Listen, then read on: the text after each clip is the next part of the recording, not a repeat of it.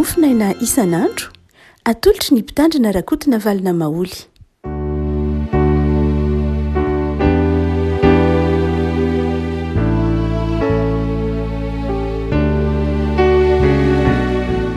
Faly mirahaba antsika indrindra satria ity sabotsy fahavalon'ny volana oktobra ity ny mofinaina voalahatra antsika anio dia ny boky tantara voalohany toko fahavalo amby roapolo andininy fahavalo ka hatramin'ny fahafolo.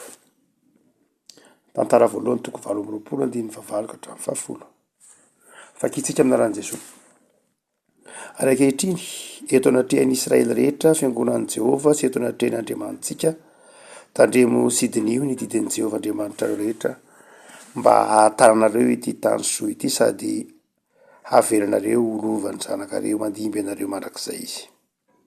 Ary anao ry Solomona zanako, akao fantatrao Andriamanitry indrainao ka manompo azy amin'ny fo rehetra sy ny fanahy mazoto fa Jehovah dia fampandinika ny fo rehetra ary ny fieritrretana rehetra dia fantany avokoa. Raha mitady azy ianao dia ahita azy, fa raha mahafoy azy kosa ianao dia ariny mandrakizay. Koa mitandrema fa Jehovah efa nifidy ianao hanao trano fitoerana masina dia mahereza ka mahefa. Iray masinao manana selina ny fahamarinana teninao ny fahamarinana. Amen. Davida mpanjaka no nanao zany afatrafatra izany ho an'ny vahoaka jiosy, van'ny vahoaka jiosy zanak'Israely ary nanafatra manokana ho anjanany izy. Mazava fa Davida dia mpanompon'Andriamanitra ary tian'Andriamanitra. Hitantsika amin'ny tantara-piainan'i Davida hatrany amin'ny bokin'ny Samoely zany, mamakivaky ny bokin'ny tantara hatraty amin'ny bokin'ny Salamo azy dia miresaka betsaka momban'i Davida. Ary izay asehon'ny tompo mihitsy aza amin'ny faminaniana maro izay nampitondraireo mpaminany fa Davida dia nitokisany, tiany ary tia azy raha teo koa Davida. Dia amin'izao mofinaina voalahatra ho antsika izao ry afaka dia misy afatra ny ray aman-dreny. Afatra ray aman-dreny ho an'ny taranaka, afatra ray aman-dreny ho an'ny firenena, afatra ny ray aman-dreny ho an'ny taranaka mandimby hatrany koa aza ity mofinaina ity. Satria efa matsiaro lehibe Davida ary efa matsiaro fa efa anatin'ny fahosany izy, efa mbiakaiky na dia tsy mbola atao hoe tazany aza ny fiafaran'ny zavatra rehetra dia efa manomana izany fiainana izay anotohizan-janany zany izy na firenena. Dia eto ary avako malala misy lafin-javatra telo na efatra no asehon'i Davida ho afatra lehibe na ho an'ny firenena io na ho an-janany io. Ho an'ny firenena ataovy hoe ho ana fianakaviam-be anankiray satria koa ny firenena tamin'ny zanak'Israely dia fianakaviam-be anankiray na koa fiangonana. Dia inona no afatra? Ny voalohany indrindra afatra izay tokony hampitaitsika ny avako amin'ny taranaka amin'ny fandimby hatrany dia ny fitandremana ny didin'Andriamanitra. Ny fitandremana ny didin'Andriamanitra. Inona moa no antony anafaran'i Davida le fitandremana ny didin'Andriamanitra ho an'ny zanak'Israely?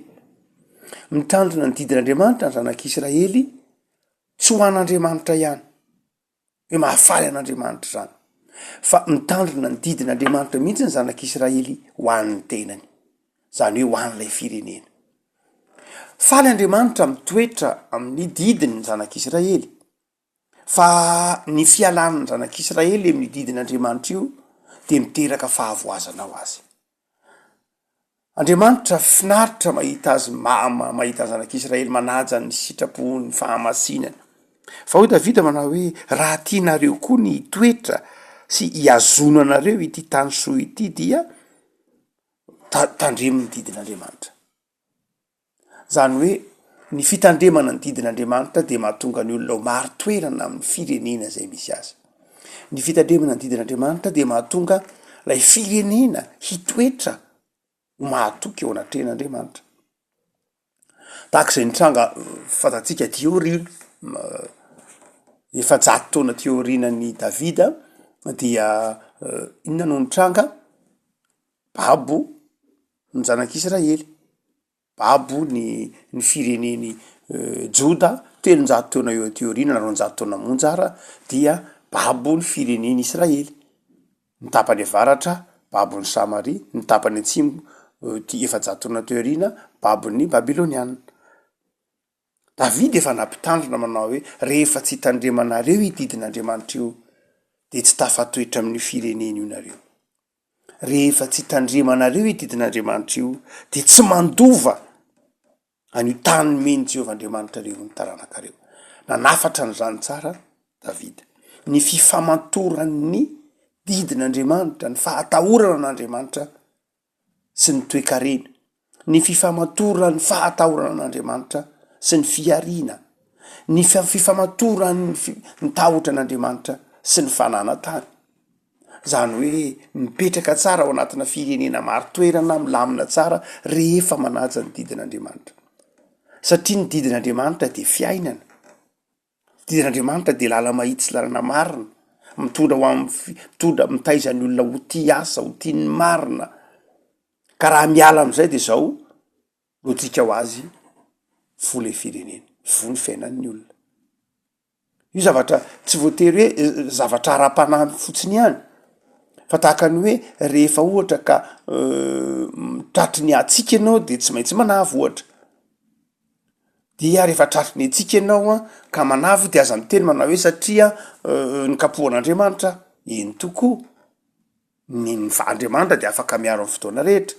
Fa Andriamanitra efa nampitandrina anao koa amin'ny fitondratena. Io zany de zao zavatra lojika fotsiny. Satria ny vatanao tsy ataty atsika de zao de manavy ianao zany, zay zany. De ohatr'izay koa ny zanak'Israely hoe ity ny lalana marina hitondranareo, ataovy marina ny fitsarana, ataovy marina ny mizana, ataovy marina ny varotra, ataovy marina ny fifanakalozana, aza maka zana-bola tafahoatra amin'ny rahalanao, aza amboary ny fananatany, momba ny fiarahamonina aza mifanandevo, fa avereno aza manambaka ny namanao. Zany hoe ny lalàna nkeo amin'ny Baiboly tsy hoe lalàna amin'ny lafiny ara-panahy ihany, fa tena lalàna amin'ny lafiny ara-toe-karena mihitsy ny Baiboly, sady code civil, ny code pénal no isan-karazany, lalàm-piangonana isan-karazany. Zany tena fiainana mihitsy ilay Baiboly. Ka ny fialana amin'iny zany de mazava ho azy fahavoazana. Akoatrany hoe ny fahatezeran'Andriamanitra mikapoka noho ny fanompontsampona nataony zanak'Israely. Raha koa malala afatra avelatsika ho an'ny taranantsika de izao manao hoe manompo an'Andriamanitra izy. Mampametra-panontaniana hoe mbolo kristianina ve Madagasikara? Afaka 100 taona, mbolo tany kristianina ve? Ny fiangonana protestanta eto Madagasikara de mametra-panontaniana hoe mbolo tany kristianina ve Madagasikara? Indrindra ny efitsika mametra-panontaniana hoe mbolo tany kristianina ve Madagasikara? Afaka 100 taona. Ary raha ohatra ka tiatsika ny itoeran'ny hoe ho tany kristianina tsika ato anatin'ny 100 taona ho avy, de mitaky asa zany, mitaky fomba fiasa zany, mitaky zavatra tsy maintsy alaminy zany. Isaky ny taranaka mifandimby de tokony manohy zay nataon'ilay teo aloha. Natahotra an'Andriamanitra ny teo aloha de manohy zany ahoana no ahatonga atsika ho taranaka matahotra an'Andriamanitra hatrany amin'ny 100 taona ho avy na any ambadika izany ary mandra-piavin'ny tompo. Raha tsy tonga lokon'ny tompo raha teo. Riavana ny zavatra afaratsika ny taranantsika de ny hoe hanajany an'Andriamanitra, anaovany ny sitrapon'Andriamanitra. Ary raha manafatra ny taranakitsika isika, raha manafatra ny firenena, na manafatra ny fianakaviana de zao ny afatra sarobidy indrindra teny hoe aza miala amin'ny didin'Andriamanitra, na rahoviana na rahoviana, na aiza na aiza. Fa ny faharoa zay asehon'ny Davidy eto afatra ho anjanany manokana de ny tsy ialany amin'ny sitrapon'Andriamanitra. Ny anom-pony an'Andriamanitra, ny tsy ialany amin'ny sitrapon'Andriamanitra, ary hoy izy manao hoe manompo azy amin'ny fo rehetra sy ny fanahy mazoto. Zany hoe afatry Davida tamin'ny Solomonina zanany ny fanompona. Raha miteny hoe fanompona de zao fikelezana aina mihitsy. Didin'Andriamanitra ajaina, tandremana, fa ny tena koa atolotra ho an'Andriamanitra. ny tena koa atolotra hanompo an'Andriamanitra, ny fiainana koa atolotra ny fanompoana an'Andriamanitra. Ary dia izany afatra sarobidy zany de ampitainy Davida ho anjanany. Matetika mantsy itsika rehefa miary lova ho anjanakitsika de ndraindray ny tranobe, ny tanàna mahafinaritra, zany ndraindray no mahamaiky atsika. Fa zay eo ry havako, ny Paoly ny tenin'io manao hoe ndray aman-dreny miaro anjanany, adidinao ny miaro anjanakao, mazava zany. Fa ny lova sarobidy indrindra zay tokony ho anafaranao anjanakao de izy matahotra an'Andriamanitra. Izy voataizanao amin'ny fahatahorana sy ny fanompona an'Andriamanitra. Manomboka hatrany amin'ny fitezana azy amin'ny sekoly alahady, fitezana azy hivavaka, fitezana azy hanompo an'Andriamanitra, fitezana azy ho tia an'Andriamanitra, fitezana azy ho tamana amin'ny fiangonana, fitezana azy hanaraka ny sitrapon'Andriamanitra. Zany rehetrany dia tokony ho mandeha ho azy amin'ny fiainana kristianina, ny hoe kristianina manomana ny taranany amin'ny fiainako avy. Vitandray aman-dreny ny mizaka mafy maka sy manatitra ny zanany, vitan'izany maraina hariva, vitany ny manatitra azy manao sport, vitany manatitra azy manao mozika, vitany manatitra azy manao activité parascolaire isan-karazany, fa tsy vitany ny mampianatra azy sekoly alahady, fa tsy vitany ny mampianatra azy hivavaka, fa tsy vitany ny mampianatra azy hamaky baiboly. Nefa eto ny baiboly de milaza fa manao hoe ny lova tsara indrindra zay apetraka ao anatin'ny taranaka de ny fahendreny, ny fahatahorana an'Andriamanitra. Tsisy heviny aminy angezy io zay ajanonao azy eo na trano firy, rehefa tsy ao amin'ny tompo izy, rehefa tsy endry izy, amidiny vetivety kely. Fa rehefa ao anatiny kosa ny fahendrena sy ny fahatahorana an'Andriamanitra de mahaleo tena izy. De mahay miezaka ho azy izy rehefa ao anatiny ny fitezana, ny zava-dehibe rehefa malala ny lova apetraka sarobidy indrindra de ny fitezana, ny fanabeazana, ny fahatahorana an'Andriamanitra. De mieritreritsika rehefa malala aty amin'ny tany mantra, amin'ny firenena maro mandroso isan-karazana reo, de zao isan'ny be dehibe amin'ny isan-jaton'ny teti-bolany ny fanabeazana. Ary eto Madagasikara manahoana mo? Firy isan-jaton'ny teti-bolantsika mba hatokatsika ho amin'ny teti-bolam-panabeazana, amin'ny teti-bolam-pitezana, firy isan-jato eto Madagasikara anaty Afrika. De gaga ve isika raha ohatra ka matetika mivily lalana ny tanora, any ampitan-dranomasina amin'ny tany mandroso maro ary, any Korea, any Chine, any Japon, any Europe, any Amerika, firy isan-jato natokony amin'ny teti-bola ho an'ny fanabeazana, nefa mbola mivily ihany ny tanora, maika fa neto amintsika. Dia ndraindray amin'ny lafin-jahatra maro samihafa ny tena andanitsika, ny ezakitsika fa ilay taranaka de tsy voahevitra mihitsy. Avako malala kristianina sika, ny kristianina de tena manao zava-dehibe ny fanabeazana ny taranaka. Ary na hoe manabe taranaka amintsika kristianina, tsy manomana ny lafiny materialy ihany, mikarakara ny akanjo, ny fitafiany zay olovana, fa manomana indrindra koa maha olona tompona andraikitra azy, maha olona tompona andraikitra azy, maha olona matahotra an'Andriamanitra, azo ianteherana. Fa ny fahatelo rehefa malala zay afatry Davida tamin'ny janany dia fampitandremana azy ny hanaovany ny tranon'i Jehova. Mahery asa, mahefa. Napetraky Davida tsara fa olona nofidian'Andriamanitra Solomon. Olona nofidian'Andriamanitra izy.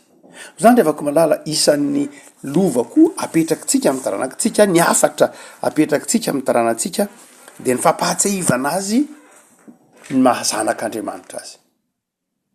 Fampahatsehivana azy fa tombony fa tsy vatyantoka ny mahampanompon'Andriamanitra.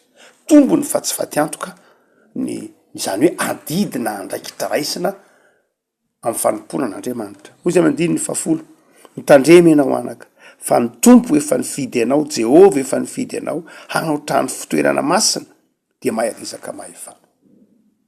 Davida de nikasa mafy hanamboatra ny tempoly. Saingy hoy Jehova tamin'ny Davida manao hoe ay ianao tsy mikasika ny tempoly fa ho vorio daholo zay zavatra rehetra tokony ilaina hanaovana ny tempoly, na hazo, na varahany io, na inona, vorio daholo, na vato na inona. Fa izao ny manao ny tranoko kosa de Solomon zanakao, satria be loatra ny rana latsakao dia aleo Solomon zanakao no hanao ny trano. Zany hoe i Solomon no anohy ny asa tsy vitan'ny Davida. i Solomona no itokisan'Andriamanitra hanohy ny asa no fidian'Andriamanitra hanohy ny asa izay tsy vitany Davida.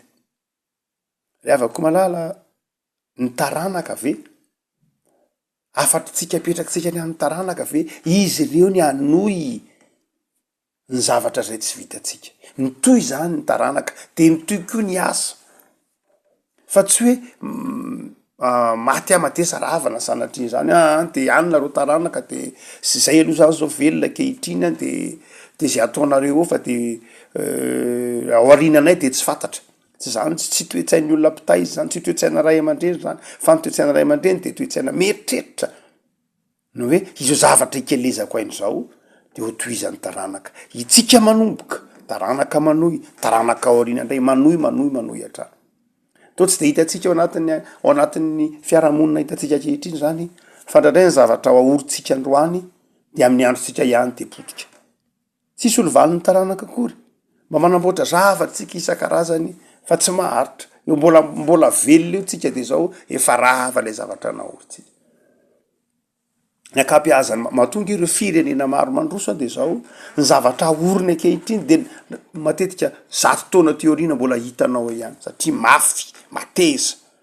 Fa ny zavatra ataotsika indraindray de zao vonjy-davanandro amin'ny sehatra maro samihafa mihitsy io maika ny avita na de indraindray aza ao anatina fiangonana azy indraindray de zany maninona moa io na ela azy vo fita inona moa ny olana asefy tohizan'ny taranaka fa zay ataonao kosa de ataovy mafy ataovy mateza fa tsy voatery hoe iazakazahana de zavatra zara fa vita tsy mety mivilana tsy mivilana roa sy ny tahaka zany fa ny olona rehetra na de sisy narabe ny fotsiny ary amin'ny tany mandrosona ny toerana maro de zao mateza ndraindray 10 taona 50 taona 100 taona iny ihany.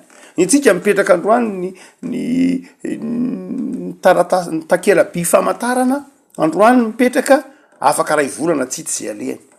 Apetraka androany ny andrin-jiro mandeha amin'ny masoandro afaka enim-bolana tsitsy zay alehany.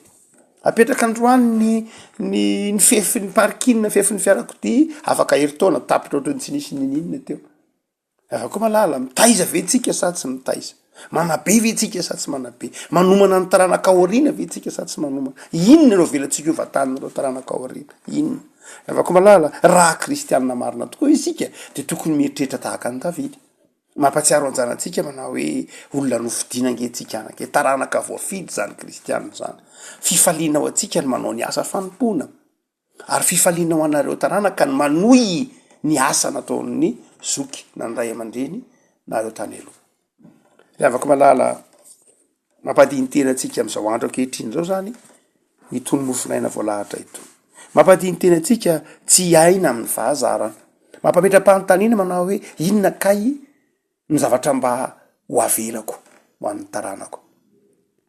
Na 10 taona na 5 taona na 20 taona de fa tokony efa homanina amin'ny fieritriretana zany. Itsika eto Madagasikara itsika vela amin'ny andro ankehitriny de nandova nisy zavatra navelan'ireo ray aman-drenitsika ao atsika na tantara io na fahendreny io na fahalalana io na zavatra hita masy io nandova sika na matambonina mihitsy azy na trano fiangonana fotsiny ihany ary na matambonina ngenao misy trano fiangonana efa naorina 100 taona lasa 30 amy 100 taona lasa 50 amy 100 taona lasa na matambonina ngenao reo ray aman-dreninao no tombriky tam'izany fotoana zany na mbola tsy ohatran'izao ny fiainana. De nefa io ny fiangonana iangonanao de mba manahoana moa mba inona kosa ny mba zavatra mba ataonao an'ny olona any orinanao fa reo ray aman-dreninao de nahavita nametraka ao anao any zavatra maro samy hafa tsy hoe ny fananana hita maso ihany ary ny fahendrena ny tenin-drazana zany nge nomen'Andriamanitra anao olo vany ny mahaenao anao ary inona kosa ny mba havelana ho anjanakao.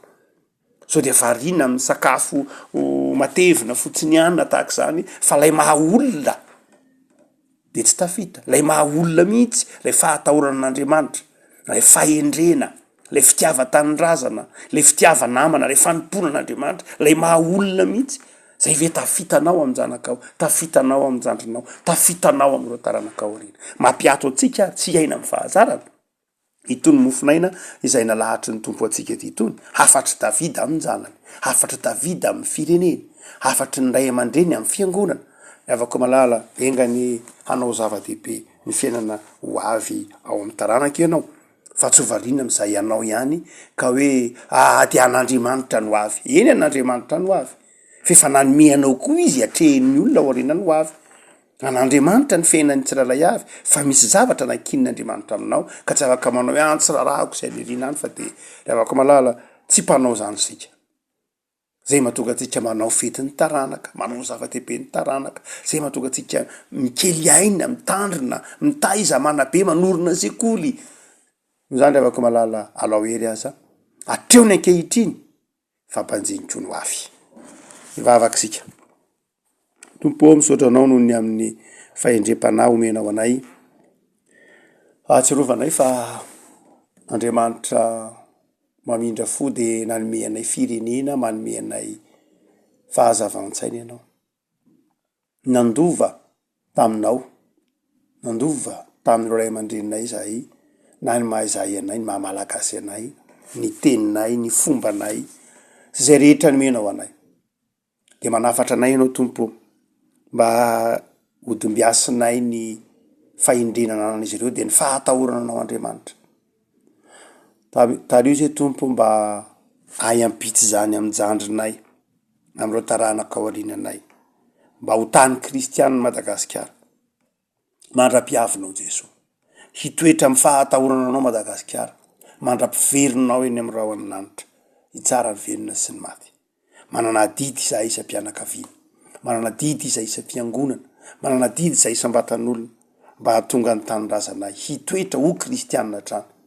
Mandra-piavinao, mitaky fanoloran-teny zany araky ny afatro, mitaky fahatahorana anao Andriamanitra, mitaky fanompona lalina, mitaky fanahy mazoto, de tario amin'ny fanompona anao zahay. Mivavaka azy le Tompo ho an'ny tsirairay avy, ho an'ny kristianina, ho an'ny isa-tokantrano, manam-pirenao indray aman-dreny amin'ny fanolokolon'ny taranaka, amin'ny fampianahana azy ireny soratra masina, amin'ny fitaizana azy ireny amin'ny fahatahorana anao, ny faharetan'izy ireny na ao anatin'ny mora na ao anatin'ny sarotra, hanao zava-dehibe ny fanabeazana. De arovon'ny tanoranay amin'ny fakapanahy maro isan-karazany, arovon'ny zanakay amin'ny fakapanahy maro isan-karazany, hitoetra ho zanakao hatrany. Mivavaka izay Tompo, mitalao amin'ny famindramponao, jereo ny tanindrazanay, jereo ny tanora malagasy, rakofy amin'ny fifalianao, meo fahendrena, ataovy mitoetra amin'ny fahatahorana anao ny fiarahamonina malagasy. Dia taiko Tompo ny herinandro izay mifarana anio. Soranay anao ny azakazaka andosaina tamin'ity herinandro ty, de mametraka sahady ny herinandro vaovao am-pelantaranao manomboka raha-pitso alahady zay. Ho tahinao ny herinandronay ary ho fifalianao hatramin'ny fiainanay. Misaotra Jesoa, amin'ny anao rerianao valazany vavaka izany. Amen.